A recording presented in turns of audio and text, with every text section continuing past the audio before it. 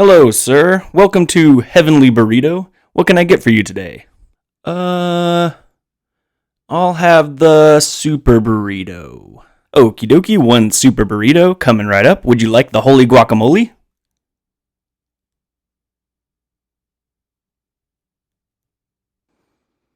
How much is it? It's just an extra $1,000,000. You have yourself a deal. All right.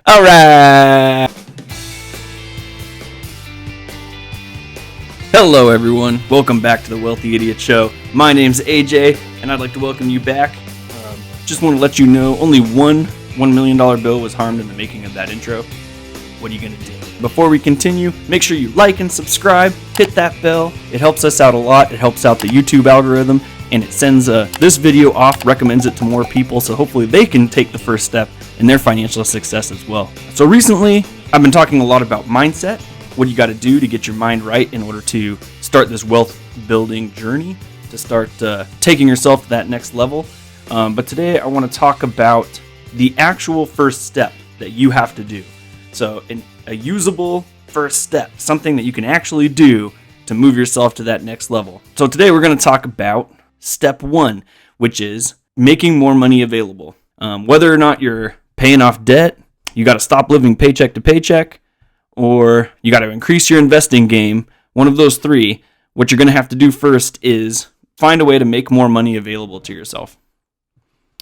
And there's two ways to get more money available. The first is to not spend it. The second is to make more money. Today, in part one, we're going to talk about not spending money. So we're going to find ways to not spend as much money. We need to create a buffer, and we need to try and reduce our overall expenses so that we can start moving on to step number two. All right, we got to make a real first step here, guys. So what do you got to do in order to stop spending as much money? Step number one is to increase friction. Now, increasing friction, what do I mean by that? What that means is we have to find ways in order to not spend as much money, or to make money spending a little bit more difficult for ourselves. So if you follow Dave Ramsey at all, he talks about the cash-only method. I think this is pretty solid if you have a hard time spending money on a whim using that credit card. And he also talks about something that's really interesting, which is that if you use cash, there's a psychology part to using cash where you actually feel pain as that cash is leaving your hand and going to the retailer. So if you're paying $1 million for holy guacamole, that hurts. Whereas your card, you don't really have a sense of how much it is you're spending on that card. So you're taking the card, you're swiping it, and then that money's gone, and you're not really paying attention to it. So not being able to feel that pain is pretty significant in how much money we actually spend. So studies show on Forbes, they cite a study by Drazen Prelick and Duncan Semester of MIT, which found that shoppers spend up to 100% more when using their credit cards instead of paying with cash. I'm going to link to this down below. You can check it out.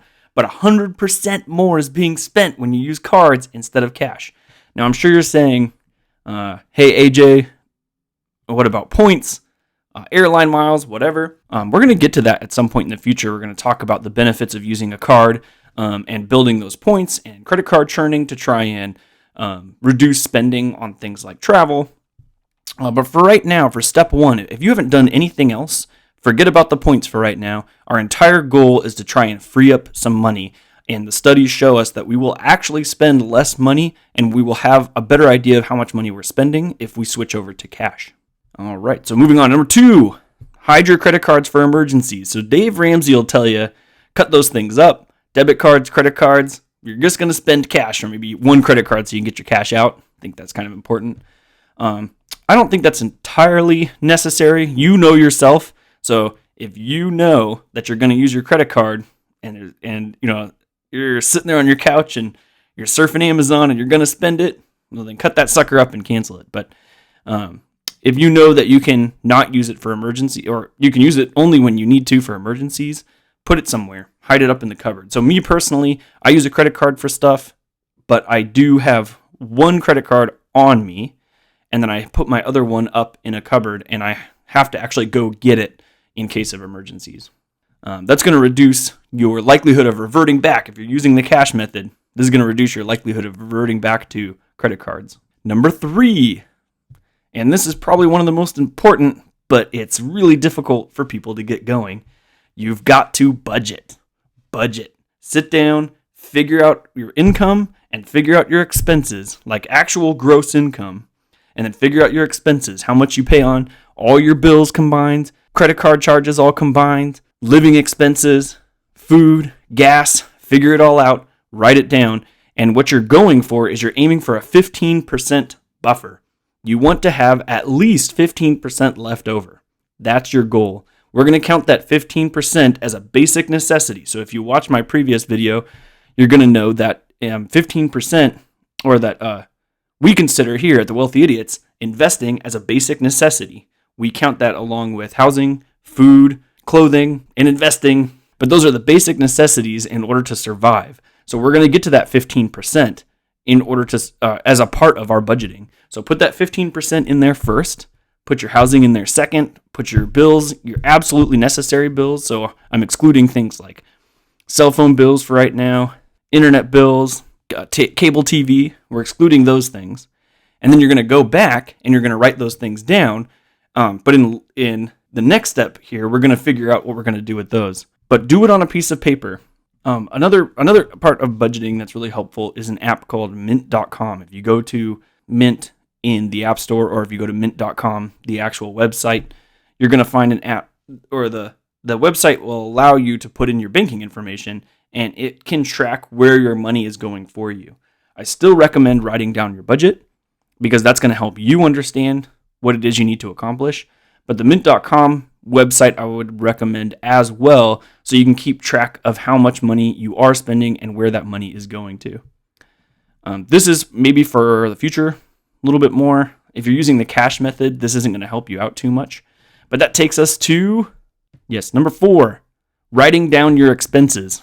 If you're not using a card and you do decide to go with the cash method, you're going to want to write down everything you spent money on and every time you spent money. You can do it in the computer, on your phone, on physical piece of paper. But the idea is that you need to get in a concept of where your money is going and how much money is going there so that you can see that. This is going to give you a better idea of where your money is going, how much money is being spent, where it's being spent, and it's also going to discourage you a little bit from spending money where you don't need to spend it. So if you're already thinking about not writing it down because it doesn't look good that you spent that money, your brain is already in the right place to not spend it. Number 5, look for cheaper solutions to reoccurring charges. So look into things like insurance, cable, cell phones. You notice when I said earlier we're going to talk about the whole cable, cell phone part, internet part. Go and try to see if you can reduce these charges, either through third-party companies, call up the current company and find cheaper plans, see if you can't get discounts. Sometimes they have temporary discounts or promotions that you can try and take advantage of in order to reduce these costs. Or oftentimes insurance companies will reduce your costs based on what you're currently paying in order to entice you to come over to them. So just switching companies, even though the companies generally might have the same rates, you might see a small reduction in the amount that you're paying. And I also encourage you for this step to start small. You don't have to try and hit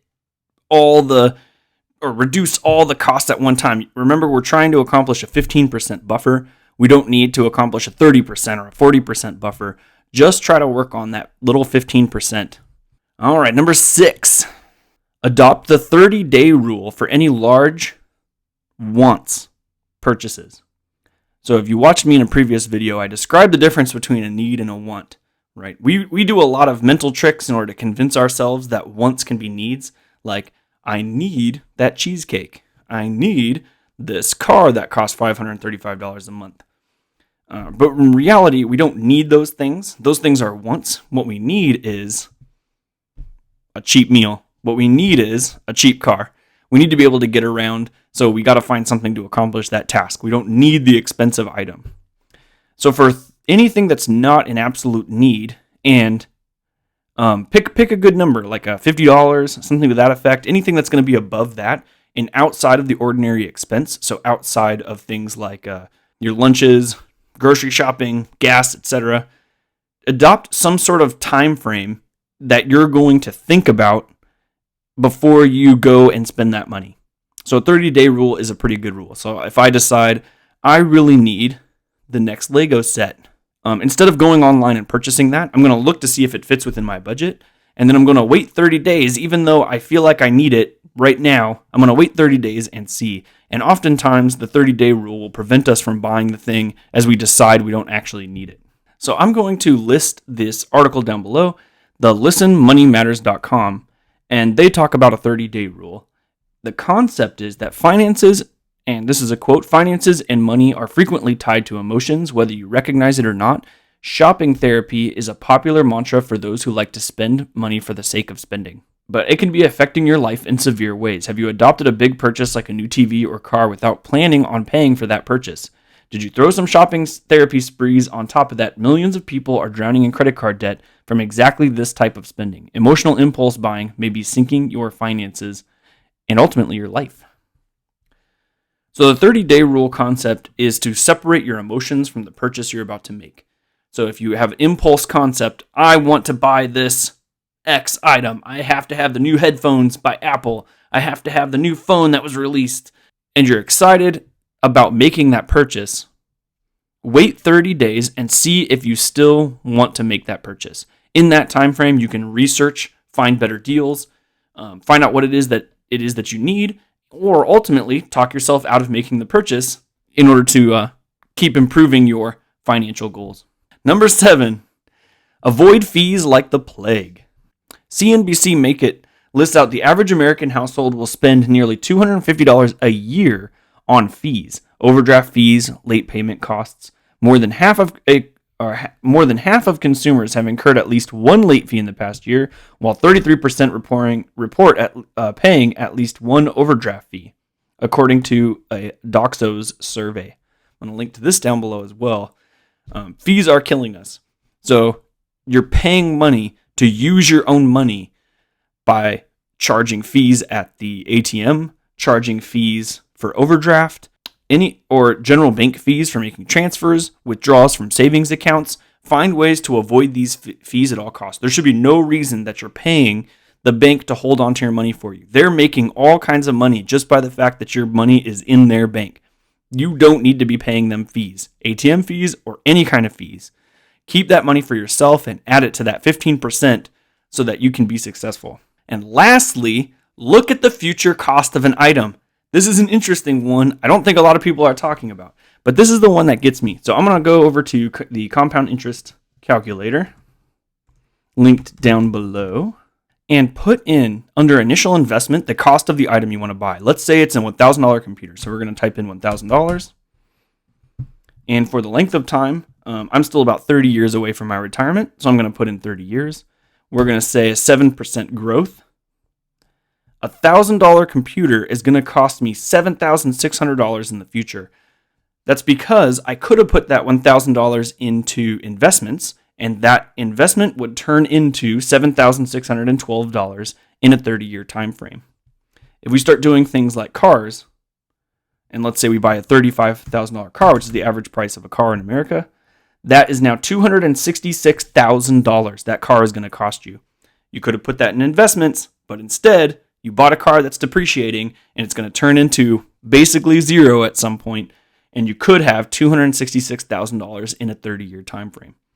So this is what I like to think of as future cost of an item. If I spend money now, I can't invest it. And if I can't invest it, then I'm going to lose out on all the potential returns for those years that money would have been invested. That really does impact me. So in that 30-day time frame, in one of our previous steps, go to the compound interest calculator linked down below, type in the information for that purchase, and see how much money that item is really costing you before you actually go buy it. All right, guys, that's going to wrap us up for today. So we covered step 1, we covered part 1 of making more money available, the first actual step to financial success. And part 1 is to reduce our spending. And then we're trying to create that 15% buffer so that we can use that to take on to our next step, whether that be paying off debt, which is in the next video, or in a future video, stop living paycheck to paycheck, or use that to invest in our retirement. Part 2 will come out next week, so stay tuned. We're going to cover some simple steps on how to actually make more money in order to add to that 15%. Before you take off, check out our website. Also, make sure you like and subscribe. Thank you for stopping by, and I hope that you can start on these next steps. Comment down below, let us know how it's going, and I want to thank you so much for spending some time with me. I'll see you guys later.